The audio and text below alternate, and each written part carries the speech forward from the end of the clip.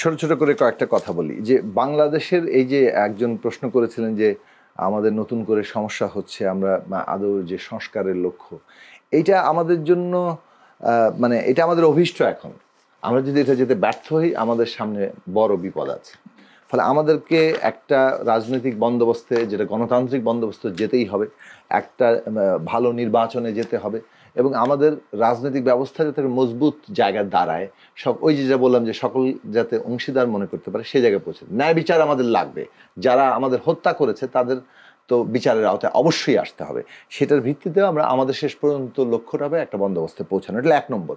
তাতে এই সংস্কার বলেন, যা পরিবর্তনগুলো দরকার, এবং পররাষ্ট্রনীতিও সেটার গুরুত্বপূর্ণ অংশ। এটা 1 নম্বর। আজকে ধরেন ভারত সীমান্ত হত্যা এখনো চালিয়ে যাচ্ছে, কিংবা এই যে জেলে ধরে নিয়ে গেল আপনি বললেন, এটা গতকালকে আমরা এটা প্রতিবাদ করেছি। এখন এই ধরনের নানান ঘটনা কিন্তু ঘটতে থাকবে। এইটা যত বেশি স্ট্যান্ডিংটা পরিষ্কার হবে বাংলাদেশের, এবং আমাদের ভেতরে খুব ফাটল ধরাতে যত ব্যর্থ হবে, ততই কিন্তু ভারতও এই দিক থেকে তার পরিবর্তিত নীতিগুলোকে আমরা দেখতে থাকবো। আমাদের যেটা দরকার সেটা হচ্ছে বাংলাদেশের অবস্থাটা তুলে ধরার জায়গাটা হচ্ছে, এক তো হচ্ছে মিডিয়ার কথা বলেছে, আমি মনে করি অনেক ইংরেজি মিডিয়া বাংলাদেশের দরকার, কারণ আন্তর্জাতিকভাবে এটা লড়াইটা হচ্ছে। আর বাংলাদেশের অর্থনৈতিক ভিত্তিটা এমন জায়গায় দাঁড় করানো যে আমরা আমাদের কোনো একটা একক নির্ভরশীলতা না থাকে।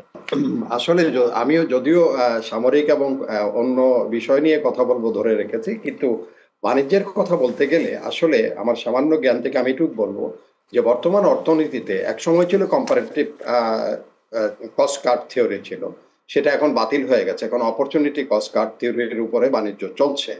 আমাদের যারা বাণিজ্য নীতি প্রণয়ন করছেন, বাণিজ্য নীতি অনুসরণ করছেন, তাদেরকে এই কথাটা মনে রাখতে হবে অপরচুনিটির উপরে। where opportunity is lying, we must explore there, we must go there। এখন সেটা না করে এখানে অর্থনীতির ভিত্তির উপরে কোনো ধরনের আঘাত আসবে, সে ধরনের কোনো বিলাসিতা আমাদের পেয়ে বসবে, এই চিন্তা কিন্তু করা উচিত না। অর্থনীতি যতই বেশি ফ্লারিশ করবে, তত বেশি একটা জাতি সমৃদ্ধ হবে, তত জাতিটা শক্তিশালী হবে, এবং সেই জাতির প্রতি অন্যরা তখন সমীহের দৃষ্টি নিয়ে দেখতে পাবে।